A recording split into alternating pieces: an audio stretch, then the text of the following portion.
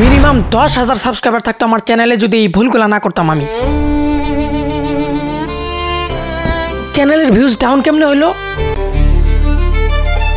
তোমার চ্যানেলের যে ভিডিও ভাইরাল হবে সেই টপিকের বাইরে ভুলেও ভিডিও বানাবা না, কারণ আমার চ্যানেলের লাস্ট 3 মাসের অ্যানালাইটিক্স যদি দেখাই তোমাদেরকে, ভিউজ মাত্র 6,000 এর মতো, আর ওয়াচ টাইম মাত্র 154 ঘন্টার মতো, সাবস্ক্রাইবারও ছিল মাত্র 35টা। আর আমি এই চ্যানেলে ভিডিও আপলোড করি 7-8 মাস ধরে, আর এই 7-8 মাসের টোটাল ওয়াচ টাইম যদি দেখাই তোমাদেরকে 2000 প্লাস, ভিউজও 65,000-এর কাছাকাছি, সাবস্ক্রাইবার 900 প্লাস।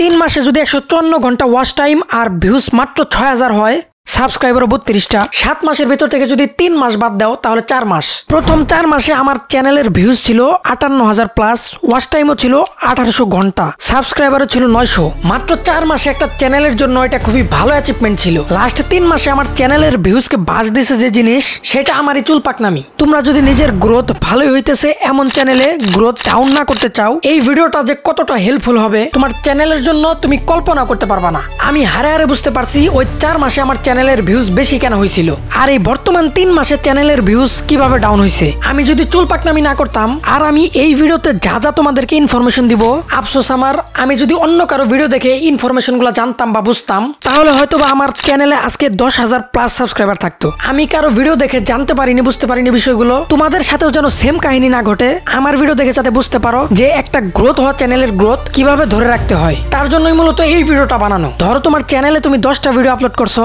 10টা ভিডিওর ভিতর থেকে একটা ভিডিও 10,000 বা 20,000 বা লাখ ভিউজ হয়ে গেছে। ওই একটা ভিডিওই যে ভিডিওতে সবচেয়ে বেশি ভিউজ হয়েছে, নেক্সটের যতগুলা ভিডিও বানাবা সবগুলা ভিডিও ওই টপিকের উপরেই বানাবা, ওই বিষয়ের উপরেই বানাবা। ভুলেও ওই টপিকের বাইরে ভিডিও বানাবা না, আমার রিকোয়েস্ট। কারণ ওই ভিডিওতে সবচেয়ে বেশি ভিউজ হওয়ার কারণে তোমার চ্যানেলের অডিয়েন্স ক্রিয়েট হয়েছে সব ওই টপিকেরই। অতএব নেক্সটে তুমি ওই টপিকের উপর ভিডিও বানালে অডিয়েন্স গুলা রিপিটলি তোমার ভিডিও দেখবে। তোমার চ্যানেলের অডিয়েন্সরা তোমার চ্যানেলের ভিডিও দেখলে ইউটিউব অ্যালগরিদম নতুন মানুষের কাছে তোমার ভিডিও পৌঁছায় দেয় অটোমেটিক। তোমার চ্যানেলের অডিয়েন্সরা যদি তোমার ভিডিও না দেখে, তাহলে তো ইউটিউব তোমার অডিয়েন্সের বাইরে আর কারো কাছে তোমার ভিডিও পাঠাবে না। ঠিক সেম ভুলটা করছি আমি। 7 মাস আগে 2টা ভিডিও আপলোড করছিলাম আমি আমার চ্যানেলে। আপলোড করার পর 2টা ভিডিওতেই আলহামদুলিল্লাহ 10,000 প্লাস ভিউজ হয়েছিল। দেখতেই পারতাছো, একটা প্রসেসর নিয়ে, পিসি রিলেটেড, আর একটা লাইটিং সেটআপ নিয়ে, ইউটিউব সেটআপ রিলেটেড। তার ফলে আমার চ্যানেলে অডিয়েন্স ক্রিয়েট হয়েছিল এই 2 টপিকের উপর। তারপর টানা 4 মাস আমি ওই 2 টপিকের উপর এই ভিডিও বানাইছিলাম। ওই 4 মাসে প্রত্যেকটা ভিডিওর এভারেজ ভিউজ ছিল 2-3 হাজার করে। ওই যে বললাম প্রথম 4 মাসে আমার 1800 ঘন্টা ওয়াচ টাইম পূরণ হয়ে গেছিল। তারপর কি হইলো, আমার মাথায় উজ্জ্বল কিছু প্রতিভা আসলো, যা শুধু আমার চ্যানেলে অন্ধকারী সৃষ্টি করলো। ভাবলাম নতুন কিছু ট্রাই করি, এক ক্যাটাগরির ভিডিও আর কয়দিন ছাড়বো। এটাই ছিল আমার চরম ভুল একটা ডিসিশন। এই যে জিন গ্রামীণ সিম চালায়, অবশেষে Google pay, PayPal, corona virus, এই 5-6টা কন্টেন্ট বানালাম, যা ছিল আমার চ্যানেলের এই 2টা বেশি ভিউজ হওয়ার টপিকের বাইরের।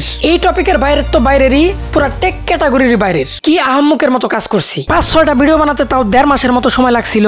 এই 1.5 মাস টাইমে টানা প্রত্যেকটা ভিডিওতে ভিউজ না আসার কারণে ইউটিউব অ্যালগরিদম বুঝে নিছে আমার ভিডিওতে কিছুই নেই। টপিকের বাইরে ভিডিও বানাইছি, চ্যানেলের অডিয়েন্সরা চ্যানেলের ভিডিও দেখে নাই, বাইরের মানুষ আর কি দেখবে আমার ভিডিও, এটা ভাবছে ইউটিউব অ্যালগরিদম। আমার ভিডিও সোজা কথা মানুষের কাছে সাজেস্ট করাই বন্ধ করে দিছে। যেখানে আমার প্রত্যেকটা ভিডিওতে এভারেজ ভিউজ ছিল 2-3 হাজার প্লাস, সেখানে 150-200-তে নেমে গেছে। একটা চ্যানেলের জন্য নিশ বা এক ক্যাটাগরির ভিডিও আপলোড করা খুবই ইম্পর্টেন্ট। তোমরা তারপরে যদি বলো যে আমি তোমাদেরকে ভুল ধারণা দিতেছি, তোমাদেরকে প্রুফ সহ দেখাই। মিয়া মাহমুদ, নাজমুল, এই ভাইয়ের চ্যানেলটা দেখো, ইনার একদম শুরুর ভিডিওগুলা দেখাই, দেখো 200, 400, 500, 1000 এরকম করে প্রথম দিকের ভিডিওগুলাই ভিউজ হয়েছে। একটু উপরের দিকে আসলে এই যে দেখতেছো, এআই নিয়ে একটা ভিডিও বানাইছে, এইটাতে ভিউজ হয়েছে 4.5 লাখ প্লাস। এইটাতে এত ভিউজ হওয়ার পর থেকে সে কি করলো, নেক্সটের যতগুলো ভিডিও বানালো সবগুলো এই এআই নিয়ে। ভিউজ যদি দেখো 1.2 million views, 1.5 lakh views, 2.5 lakh views, 3.5 lakh views, 50,000 views.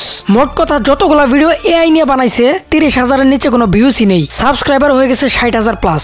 অথচ এআই রিলেটেড এর বাইরের ভিডিওগুলোতে ভিউজই হয় না। ওই যে আমি আগেই বলছিলাম, যত যাই হোক তোমার যে ভিডিও ভাইরাল হবে ওই টপিকের বাইরে, ওই বিষয়ের বাইরে ভিডিওই বানাবা না। সেম একইভাবে আরেকটা চ্যানেল দেখাই, JSB 100K গেমিং, এর একটা ভিডিও 5600G প্রসেসর গেমিং। এই ভিডিওটা ভাইরাল হয়েছে, তারপর থেকে সে শুধু দেখো 5600G, 5600G, 5600G এই টপিক নিয়ে ভিডিও বানিয়ে গেছে। ভিউসও যদি দেখো সেম টপিকেই অনেক ভিউস হয়েছে, সাবস্ক্রাইবারও 17,000 প্লাস হয়ে গেছে। অতএব তোমার চ্যানেলের সবচেয়ে বেশি ভিউস হওয়া ভিডিওর উপরে বেস করে সেম টপিকের উপরেই ভিডিও বানাবা সব সময়। আরো কিছু ভুল আছে আমার চ্যানেল ডাউন হওয়ার পিছনে, যেমন এই যে এআই নিয়ে একটা ভিডিও বানাইছিলাম, এটার থাম্বনেলটা খুবই জঘন্য হয়েছে। সিরিয়ালের সবগুলা থাম্বনেলই খারাপ হয়েছে লাস্টের দিকের। মোটামুটি লাস্ট 3 মাসে আমি আমার চ্যানেলের প্রতি খুবই বেশি অবহেলা করছি। থাম্বনেল পারফেক্ট ভাবে বানাইনি, দ্রুত ভিডিও আপলোড করার আশায় ভিডিও এডিটিং এও এত ফোকাস দেইনি, কষ্ট যাতে কম হয় সেভাবে এডিট করছি দ্রুত সময়ে। ইউটিউবে কয়টা ভিডিও আপলোড করলাম মাসে, কত সাবস্ক্রাইবার আছে তোমার, এগুলো একদমই ভ্যারি করে না। ভিডিও একটাই বানাও, এমন ভাবে বানাও যাতে